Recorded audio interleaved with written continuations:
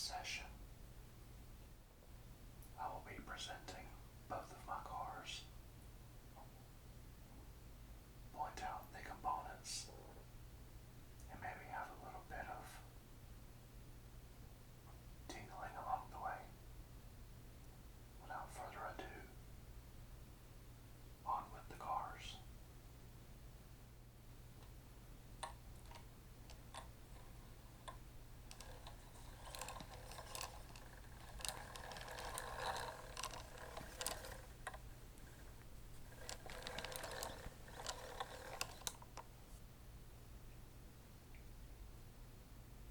Now, this is my OC Mini 8. I acquired this little car around 2015, and it's been a great little car. It has provided me with several hours of fun, and it has been through several wipeouts.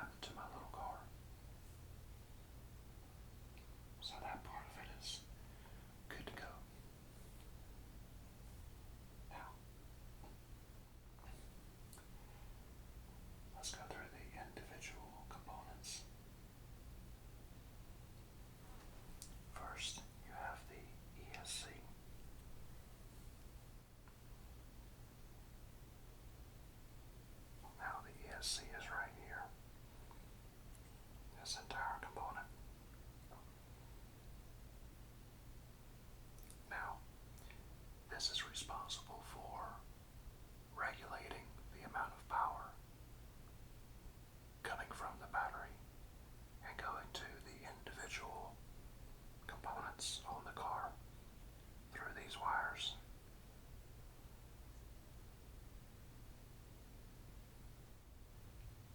And you have the little on switch right there.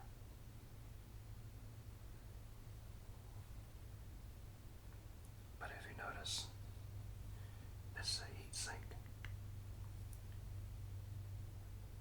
And during any season of driving these cars, the ESC tends to get a bit warm.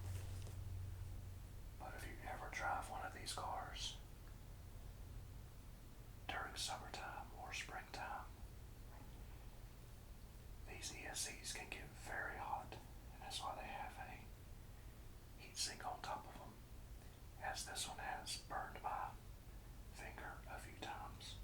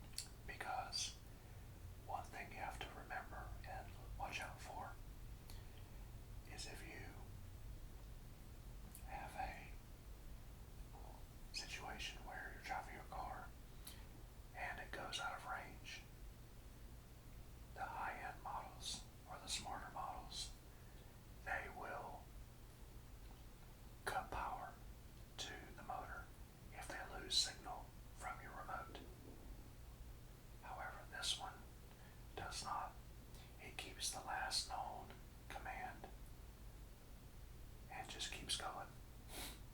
So if my car were to get out of range, which hasn't happened more than probably 2 times, it keeps going.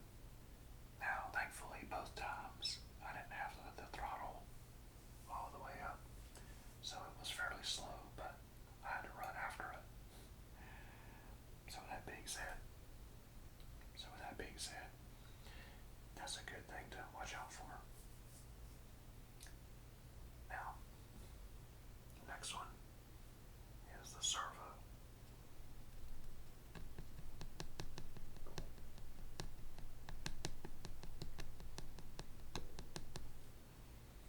Now, the servo is a vital component as it controls your steering. Well, more accurately, it does the steering. And it's good to have a strong servo because there are some of them that are designed for smaller cars, and if you put it on a bigger car, it won't have the power to properly turn the wheels as quickly or as stiffly as you need them to. So that being said, always make sure that you get a good strong servo. If you get a ready to run model, it's usually not that bad. This one has had no problem in steering. And usually they are waterproof as well, with zero maintenance whatsoever. And finally,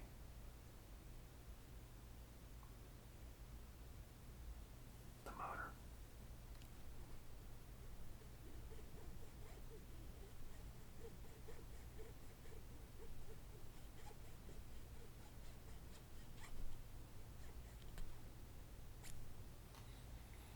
Now the motor is a properly sized component for this car. Each ready-to-run model is always properly sized, and it is very powerful. With a 3S battery, this can get up to, I believe it was 57 miles an hour. Now with that being said, that's very, very good. And you have the pinion gear there. The pinion gear is the gear that is on the motor. And then you have the spur gear here, which is the bigger gear, and it is on the wheels.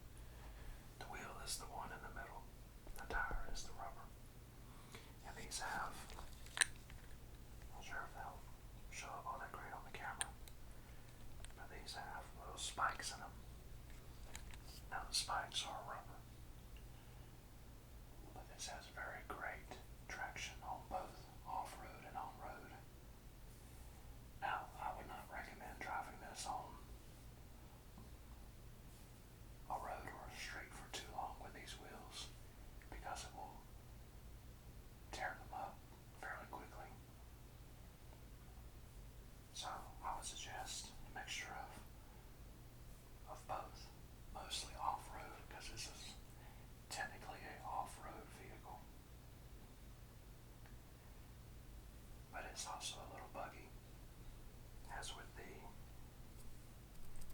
air spoiler. I mean, it helps a little bit, but it's more for just show. And then that, last but not least, stuff that holds it all together, and that is the chassis.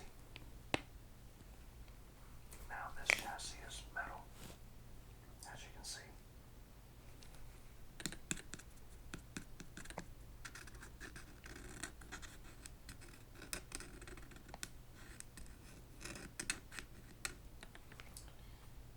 This chassis has certainly seen slightly better days. It has been through a lot, but it's come out and it's gone over many mountains.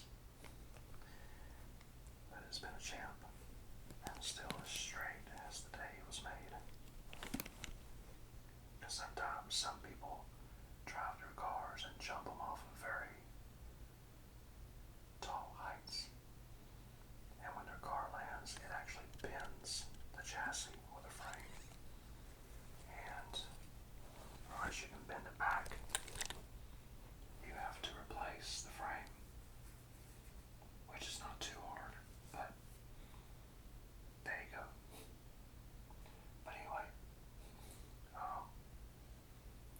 that's pretty much it as far as the car goes. Now, I'm going to bring in my other car.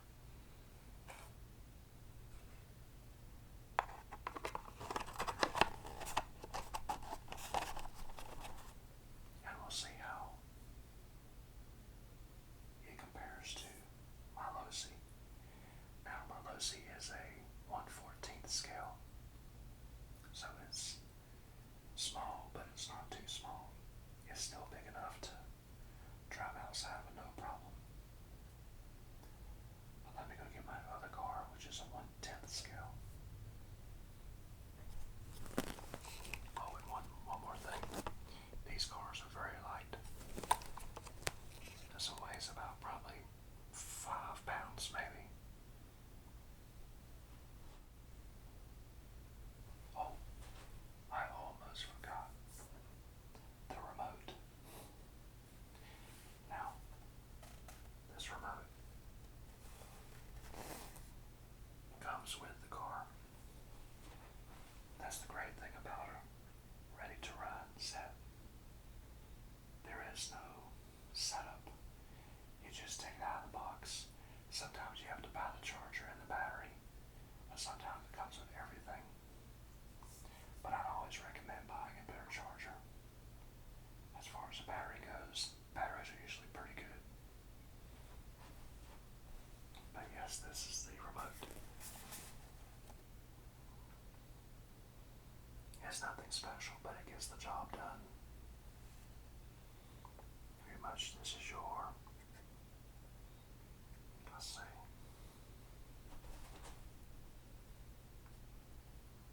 Zoom out a little bit more.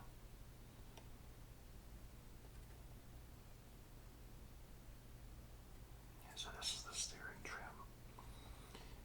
This sets how far left and right your steering can steer, as well as centering the wheels. This the throttle trim does the same thing, except with the throttle.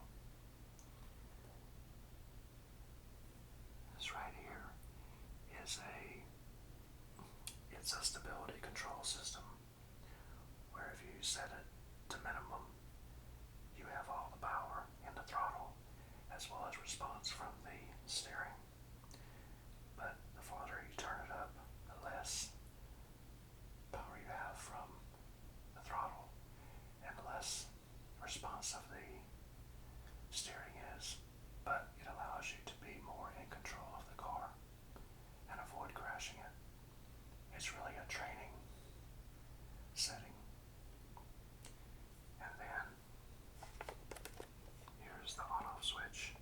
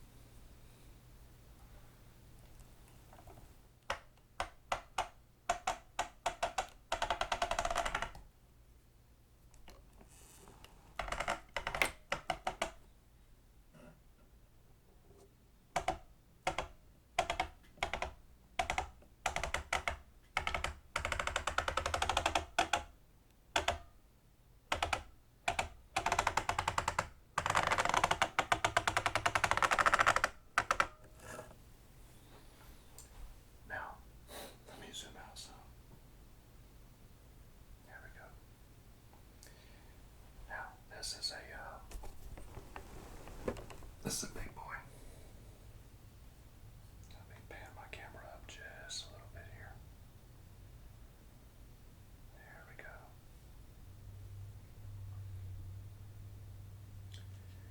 Now, this is a 1/10 scale 3S system, and they have a very well thought out system on this truck. The wheels are much bigger and lighter, and the stance of the suspension is a bit wider as well. It's not impossible, but it's very tough to flip this truck unless you get on a really firm traction surface and you're going fast and you just turn it and it goes. I've had far fewer flips on this truck than I had on my low seat. So with that being said, let's see.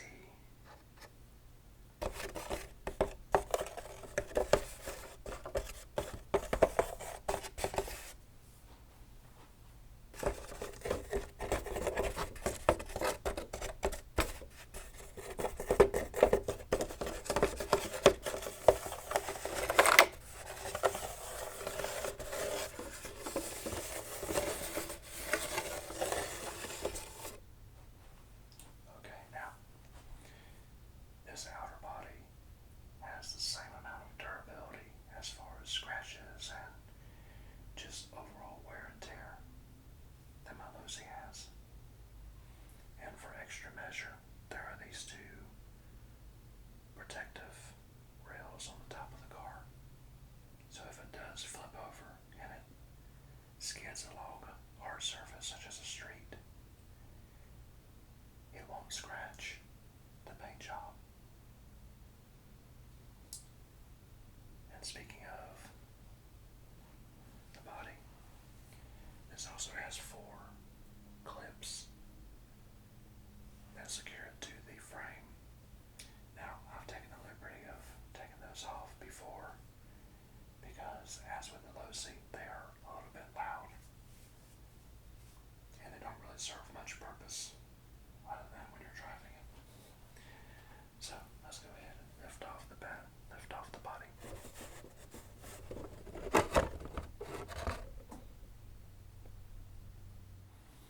Okay, now, my apologies, I have not cleaned this since the last time I drove it, and it is a little bit dirty than my Lucy is, but it's still pretty clean. So,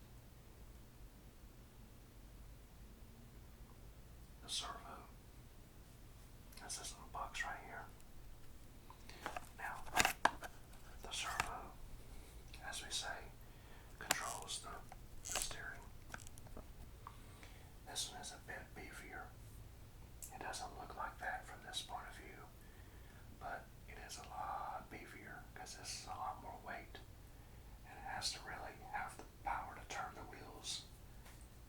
And I'm glad it does because you feel the weight of this bigger chassis or frame, and you need the power to turn because I almost crashed it pretty badly a few times. But thankfully, because of a good servo, I avoided all of those crashes. It's waterproof as well. And now let's see. Yes. Now, let's see here. Where's that?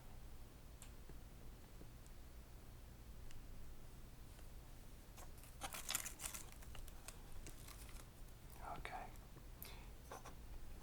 Let's see. It's under here. It's under the ESC, but the receiver, there's a little antenna right there that's sticking up. But that's the receiver that receives signals from your remote. And this one actually sends a signal to your remote to tell you the estimated battery level. That's what the Spectrum system does. And it's great because when the battery is about to die, the remote will flash and will emit a beeping noise. And about 35 seconds to a minute later, the car will go into a low power mode. It's enough to get the car back to your home so you can pick it up and put a new battery in it if you want to keep driving. So it's great. Now for the main event. The motor. This is the same three channel or 3-pole motor. This motor is pretty big as well. Let me see if I can get.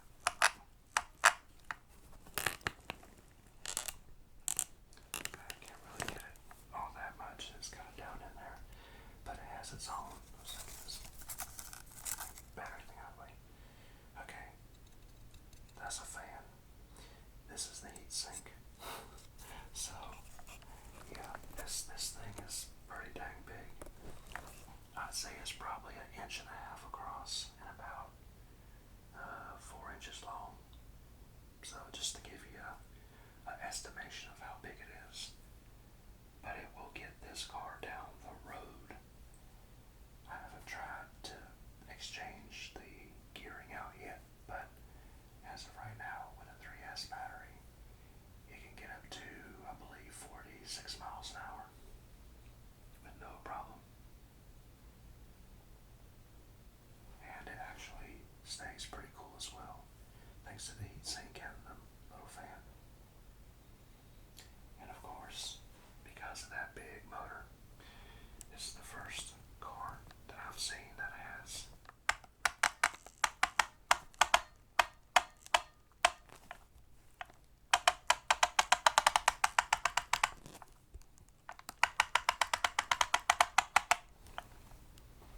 something unique.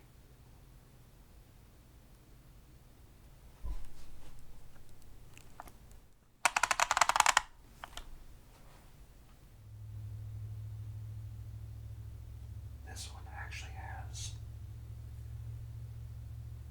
wheelie wheels.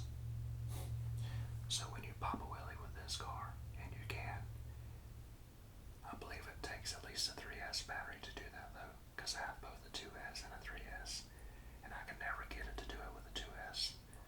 But a 3S, oh yeah, all day long. They're just little.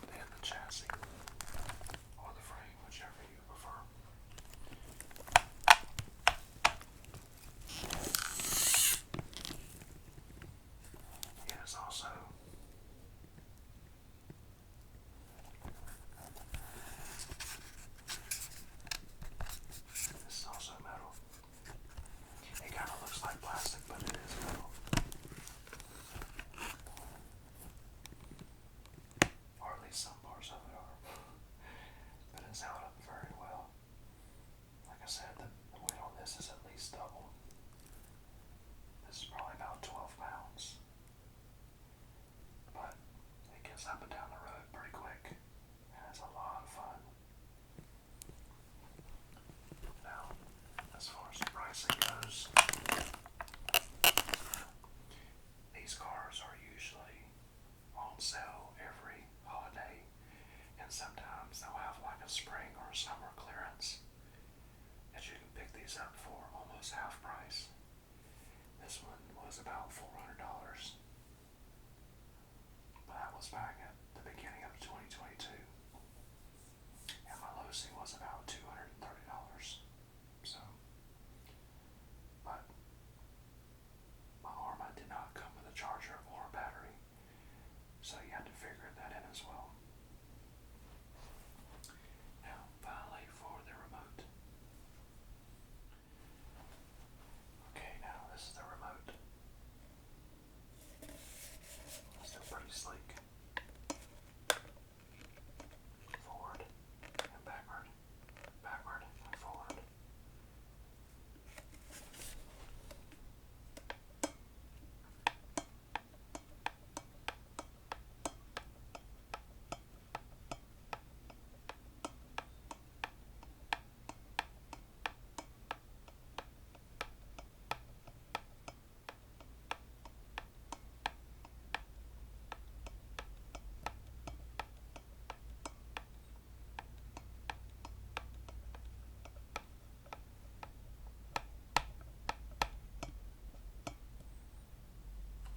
Okay, now this one has a few more options on it, but they're all roughly the same. There's a button right here that allows you to switch to another profile. I've never used it. I've never set up any other profile, but that's okay. The steering wheel, nice and responsive. You have the pairing button. Then you have the, let's see.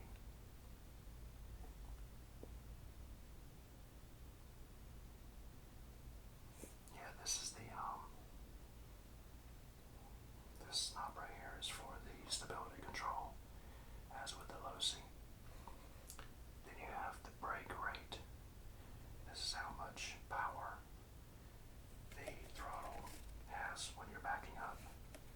Because when you're moving forward, if you push reverse on the throttle, what it will do is it'll act as a brake and bring the car to a smooth stop.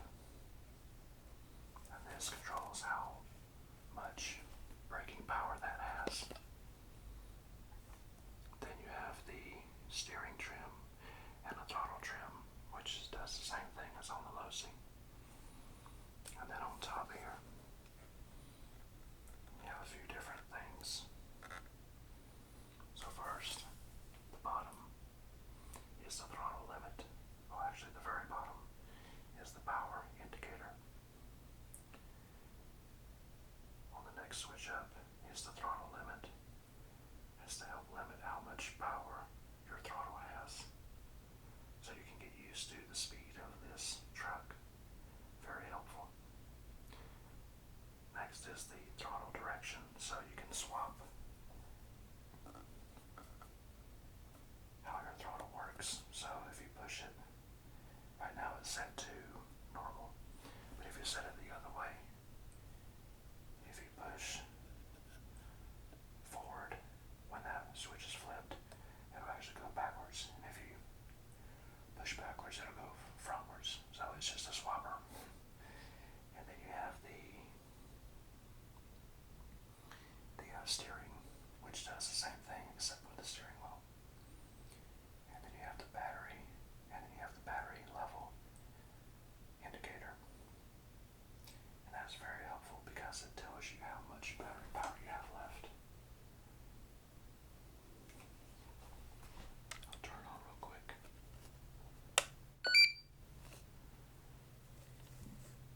And that's it.